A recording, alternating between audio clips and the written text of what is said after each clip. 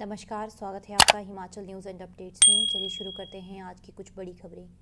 पहली खबर है, बिलासपुर के प्रिंसिपल समेत 1 दर्जन पूर्व सैनिकों की डिग्रियां फर्जी। मानव भारती विश्वविद्यालय के बाद अब बिहार के मगध यूनिवर्सिटी में भी फर्जी डिग्रियों का भांडाफोड़ हुआ है। फर्जी डिग्रियां हासिल करने वालों में हिमाचल प्रदेश के 1.5 दर्जन लोग शामिल हैं। इनमें एक स्कूल प्रिंसिपल और 1 दर्जन पूर्व सैनिक भी शामिल बताए जा रहे हैं। जिला बिलासपुर के रहने वाले एक स्कूल प्रिंसिपल की तो बीएससी, एमएससी और बीएड तीनों डिग्रियां ही फर्जी पाई गई है। हमीरपुर विजिलेंस की 4 सदस्यीय टीम ने बिहार के मगध विश्वविद्यालय पहुंचकर 17 डिग्रियों की जांच की और विश्वविद्यालय के कुलपति ने सभी 17 डिग्रियों को फर्जी बताया है। करीब एक हफ्ता विश्वविद्यालय में जांच पड़ताल करने के बाद अब यह टीम बिहार से हिमाचल प्रदेश लौट आई है। इस मामले में अब बड़ी कार्रवाई होने की तैयारी है। अगली खबर है, किसानों से खेल रही है भाजपा और कांग्रेस, दोनों ही पार्टियां। हिमाचल प्रदेश के किसान अपनी धान की फसल ना बिकने से परेशान है, तो वहीं दूसरी तरफ सरकार भी इस मामले में अनदेखी कर रही है। किसानों के नाम पर दोनों ही राजनीतिक दल अपनी अपनी राजनीति की रोटियां सेक रहे हैं। जहां एक और भाजपा प्रदेश के किसानों को पिछले 1 माह से अनाज मंडियों के नाम पर गुमराह कर रही है, तो वहीं दूसरी तरफ कांग्रेस पार्टी किसानों को ढाल बनाकर प्रदेश में अपनी राजनीति चमकाने में लगी हुई है। अब प्रश्न यह उठता है कि यदि कांग्रेस पार्टी किसानों की हितैषी है, तो क्यों पंजाब सरकार हिमाचल के किसानों पर पंजाब में पर्चे दर्ज कर रही है? क्यों पंजाब सरकार हिमाचल के किसानों की फसल पंजाब में बिकने से मना कर रही है? जहां कांग्रेस लखीमपुर में शहीद हुए किसानों के परिवारों को 50-50 लाख रुपए देने की बात कर रही है, वहीं दूसरी तरफ हिमाचल के करजाई किसान जो कि अपनी फसल ना बिकने के कारण काफ़ी परेशान हैं, उन्हें क्यों अनदेखा किया जा रहा है? और दूसरी तरफ सत्ता में बैठी बीजेपी क्यों किसानों की समस्या का समाधान नहीं कर पा रही है?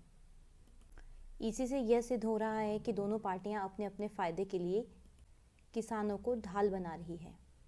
अगली खबर है, नाहन कॉलेज में एबीवीपी और एसएफआई कार्यकर्ताओं में मारपीट। जिला सिरमौर के नाहन स्थित डॉक्टर वाईएस परमार महाविद्यालय में मंगलवार को एसएफआई और एबीवीपी कार्यकर्ताओं के बीच खूनी झड़प हो गई। झड़प में दोनों छात्र संगठनों के 6 कार्यकर्ता घायल हुए हैं। छात्र संगठनों के बीच हुई खूनी झड़प की सूचना कॉलेज प्रशासन द्वारा पुलिस को दी गई, जिसके बाद तुरंत ही पुलिस ने मौके पर पहुंचकर स्थिति पर नियंत्रण पाया। कॉलेज में मंगलवार को छात्र संगठन एसएफआई का एक वार्षिक सम्मेलन आयोजित हो रहा था और आयोजन स्थल पर एसएफआई द्वारा बैनर भी लगाए गए थे। बैनर लगाने पर एबीवीपी ने आपत्ति जताई और इस बीच बैनर फाड़ दिए गए। इसी बात को लेकर दोनों संगठनों के कार्यकर्ताओं में आपसी भिड़ंत हो गई और छात्र संगठनों के करीब आधा दर्जन कार्यकर्ताओं को चोटें आई है। मौके पर पुलिस पहुंच गई। कॉलेज प्रबंधन ने आयोजन स्थल के सभी पोस्टर भी हटा दिए। अगली खबर है, राजधानी में 18 को नहीं चलेंगी बसें, एचआरटीसी कर्मचारियों की हड़ताल। एचआरटीसी शिमला लोकल यूनिट के कर्मचारियों ने 17 अक्टूबर रात्रि 12 बजे से 18 अक्टूबर रात्रि 12 बजे तक काम बंद करने का ऐलान किया है। ऐसे में 18 अक्टूबर को सुबह से लेकर देर शाम तक शिमला शहर में निगम की बसें नहीं चलेंगी। यह फैसला एचआरटीसी लोकल यूनिट ने सोमवार को पुराना बस स्टैंड स्थित मुख्यालय के बाहर दोपहर बाद हुई गेट मीटिंग के बाद लिया। इस दौरान कर्मचारियों ने नारेबाजी कर सरकार व प्रबंधन से कर्मचारियों के देय वित्तीय लाभों के भुगतान के बारे में भी चेताया। सोमवार से प्रदेश सहित राजधानी शिमला की लोकल यूनिट ने भी गेट मीटिंग शुरू की है। यह गेट मीटिंग 17 अक्टूबर तक रोजाना होगी और रोजाना मुख्यालय के बाहर मांगों को लेकर निगम प्रबंधन को बताया। कर्मचारियों ने मांग रखी है कि विद्युत बोर्ड की तर्ज पर ही निगम को भी बजट का प्रावधान किया जाए। अगली खबर है, एग्रो वेस्ट पेपर पर 6% बढ़ा जीएसटी। हिमाचल प्रदेश में सेब सीजन के आखिरी में बागवानों को एक और झटका लगा है। 1 अक्टूबर से कार्टन में इस्तेमाल होने वाले एग्रो वेस्ट पेपर पर लगने वाले जीएसटी को 12 से बढ़ाकर 18 कर दिया है। एग्रो वेस्ट पेपर पर 6% जीएसटी बढ़ाया गया है और जीएसटी बढ़ने से अगले साल बागवानों को कार्टन और भी महंगा मिलेगा।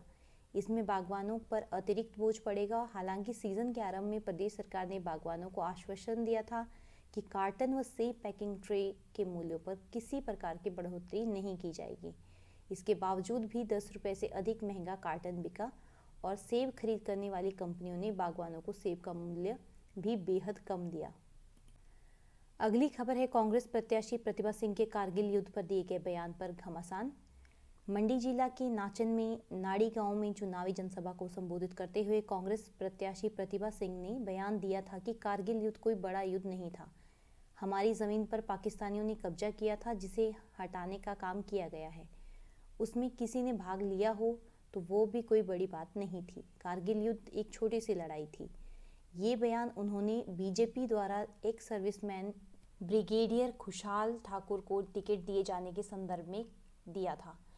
अब मंगलवार को मंडी जिला के सेरी बंगलो में आयोजित चुनावी जनसभा को संबोधित करते हुए मुख्यमंत्री जयराम ठाकुर ने कहा कि कांग्रेस प्रत्याशी का यह कहना कि कारगिल युद्ध कोई युद्ध नहीं था, पाकिस्तान की सेना के कुछ जवानों ने भारत की सीमा में घुसकर कब्जा करने की कोशिश की थी, उसमें ब्रिगेडियर ने क्या कर दिया। जयराम ने कहा कि कारगिल युद्ध में अकेले हिमाचल के 52 सैनिक कुर्बान हो गए थे और कांग्रेस उसको छोटी सी लड़ाई कह रही है।